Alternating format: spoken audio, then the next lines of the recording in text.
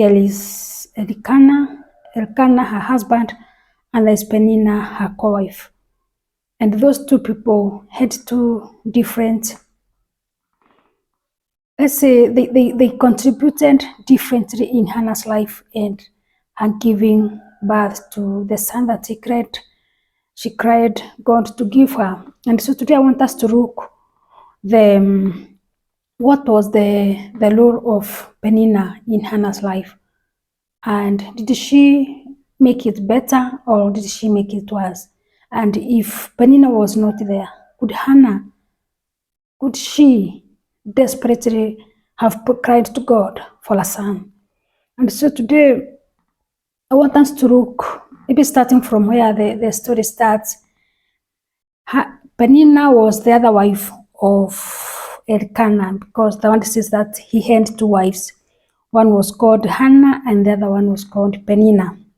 And Peninah had children, but Hannah had none. That was the opening remarks in the word, that it's clear Peninah had children while Hannah had no children. And according to the word, that family, they used to pray God, they used to go together to Shiloh to do sacrifices, and that is where it all started. And at that particular time, we see now where we first hear Peninah speaking to Hannah.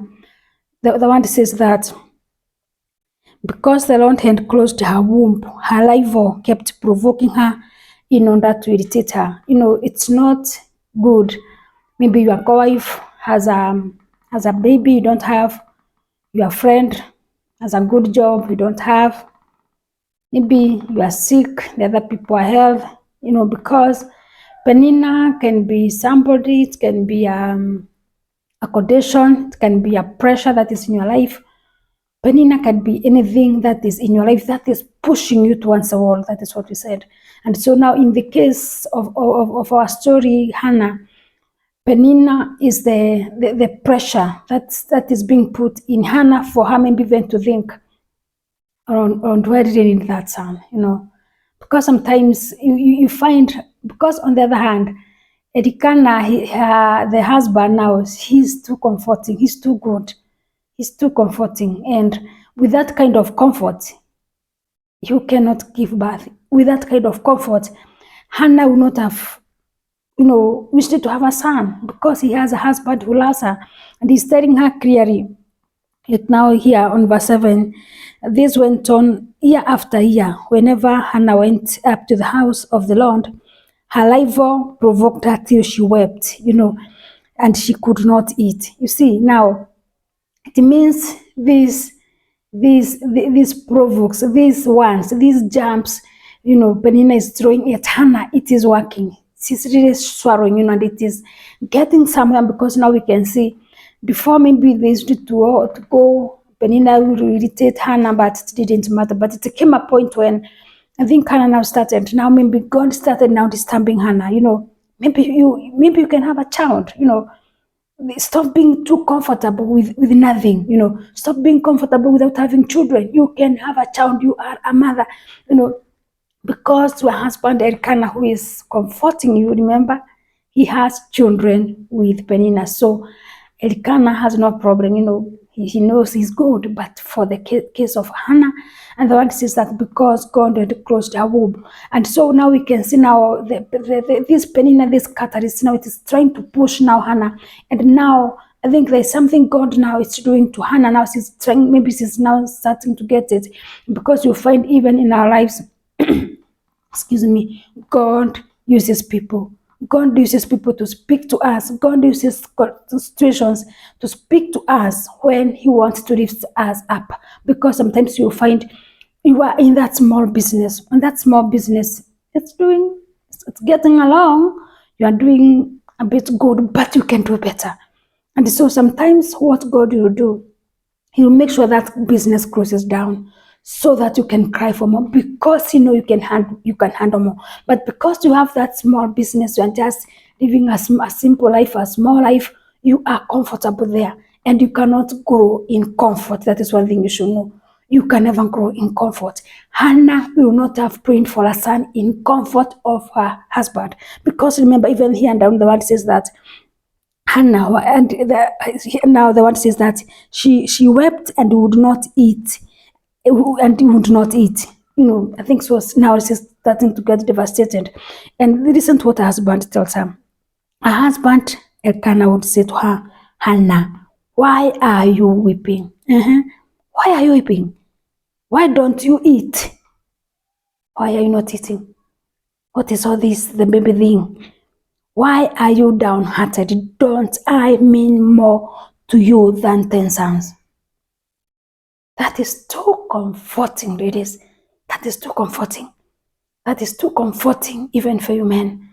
You have that very small business.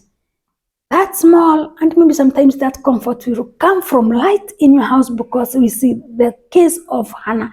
This is not an outsider. This is a husband who is telling you, Hannah, you don't need a baby. I am here for you. And I am more than 10 sons to you. I love you, Hannah. I love you. Remember, I usually give even double portions of meat because of how much I love you.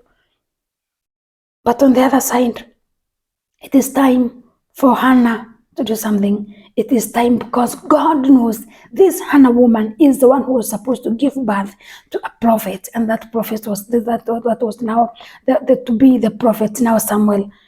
And in the comfort of his so-called husband Elkanah, Hannah will not. Yes, Elkanah is so good. That comfort, there was time it was needed. Don't get me wrong. It's like, let's use maybe what? A chick and an egg.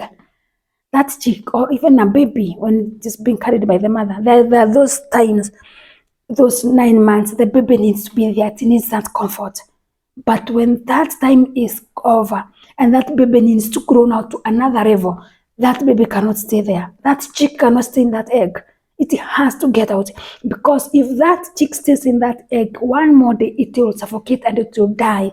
The same thing that was meant to protect it, it will kill it. And so now, Elkanah was so good when they started. Maybe he married them at the same time. Peninah is getting children, Hannah is not getting children, and maybe that time they were so young, Hannah did not understand what was going on, and maybe you comfort and tell her, don't worry, you still have a lot of time, you'll do what, you'll get children. But after time went, and it's like, wow, Peninah starts getting children, I'm not getting. And so something needed to be done, something had to be done, because in that state of Elkanah comforting Hannah and even telling her, don't I mean to you more than 10 sons? It means Hannah would have called back to her comfort zone and say, it's okay, because my husband loves me, because he loves me so much. So why should I need a son? But on the other hand, because God had a plan for Hannah, God had a prophet that needed to be born by Hannah, he brought Peninah along, and Peninah would not spare Hannah. And so she pushed her. Maybe she told her irritating ones. Maybe some are not even written here. Maybe she would tell her, maybe if Hannah tried to send Peninah's children, maybe you tell her, go give birth to your children, leave my children alone. Maybe you